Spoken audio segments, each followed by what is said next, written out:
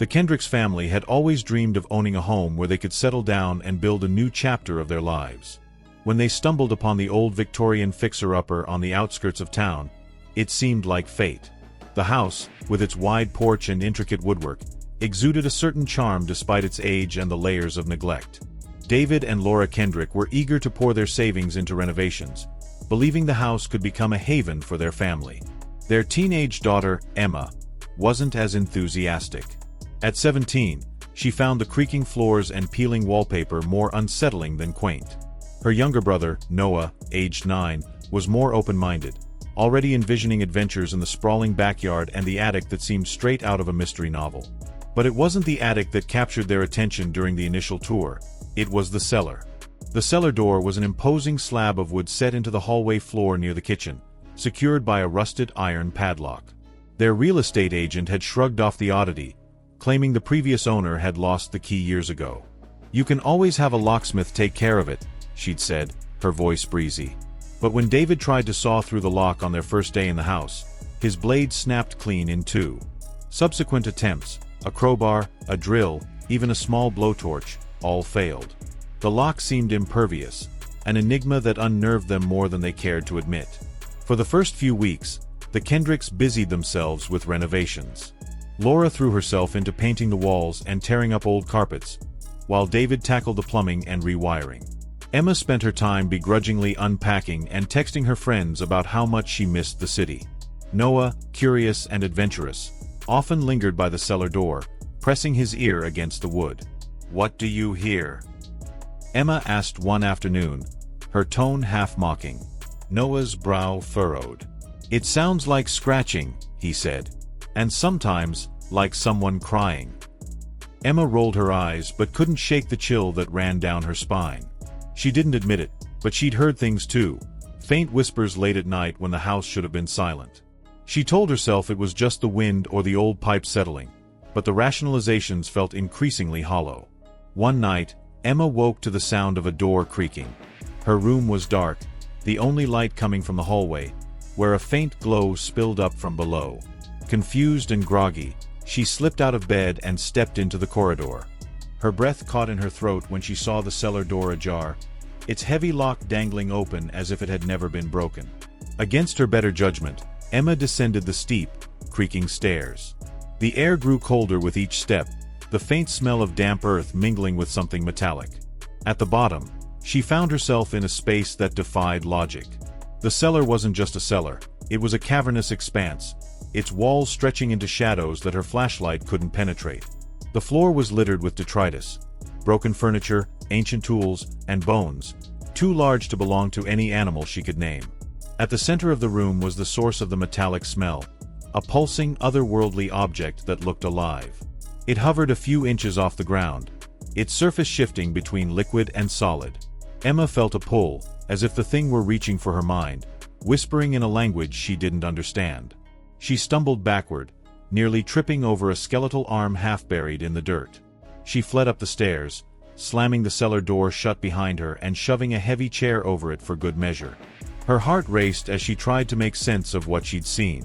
The whispers, the pulsing object, the bones. It was too much. The next morning, Emma tried to tell her parents what she had found, but they dismissed her as overly imaginative. "You were probably dreaming," Laura said, though her voice wavered. "I wasn't dreaming," Emma insisted. "There's something down there. Something wrong." David promised to check it out, but when he tried to open the door, the lock was firmly in place, as if it had never been removed. Emma stared in disbelief, her protests falling on deaf ears. Over the following days, the house seemed to take on a life of its own. Objects moved inexplicably, lights flickered despite the new wiring, and cold spots appeared in rooms that had been warm moments before. The scratching sounds grew louder, and the whispers became a constant undercurrent, faint but impossible to ignore. Noah was the first to disappear. Emma woke one morning to find his bed empty, the sheets rumpled as if he'd left in a hurry. Panic gripped the family as they searched the house and the surrounding property, calling his name until their voices were hoarse. It wasn't until Emma heard the faint sound of sobbing coming from the cellar that she realized where he must be. "He's down there!" she shouted, banging on the locked door. David and Laura joined her, their combined strength finally breaking the hinges and sending the door crashing open. They descended into the darkness, their flashlights cutting weak beams through the cavernous space. They found Noah crouched near the pulsing object, his face pale and tear-streaked. "It won't let me go," he whispered, his voice trembling. As David reached for him, the object flared with light, and a force threw them all backward. The whispers grew deafening, coalescing into a voice that spoke directly into their minds. "Your fear feeds me. Your presence strengthens me." The family fled up the stairs, dragging Noah with them. But the entity wasn't content to let them go.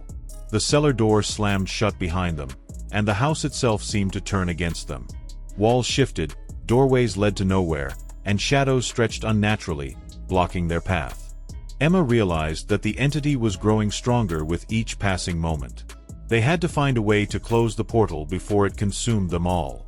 She remembered the symbol she had seen on the walls of the cellar and scoured the internet for anything similar. Hours of frantic searching led her to an ancient ritual designed to banish entities from their realms. The ritual required a personal sacrifice, something of deep emotional significance. Emma didn't hesitate. She grabbed her grandmother's locket, the one thing she treasured most, and descended into the cellar with her family. They formed a circle around the pulsing object, reciting the incantation Emma had found. The air grew colder, the whispers turning to screams as the entity thrashed against their efforts. As Emma placed the locket at the base of the object, it let out a final, ear-splitting wail before imploding into itself, leaving nothing but silence in its wake. The cellar walls trembled, then began to collapse. The family scrambled up the stairs, barely escaping as the house groaned and settled into an eerie stillness. They left that night, taking only what they could carry. The house was condemned and eventually demolished, but Emma knew the entity wasn't truly gone. It was waiting, lurking in the remnants of the cellar, ready to feed on the next family brave enough to move in.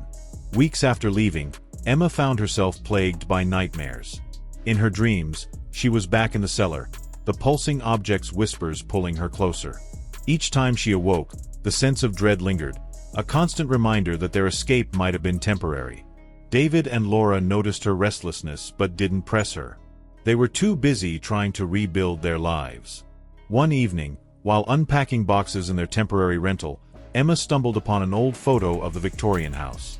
It had been tucked into a history book they'd taken from the library during their research. The photo showed the house as it had been decades ago, pristine and full of life. But something in the background caught her eye. A faint figure in one of the windows, its shadowy form eerily familiar. Emma's chest tightened. She turned the photo over, finding a note scrawled in faded ink, "Beware what lies below." The nightmares grew worse after that.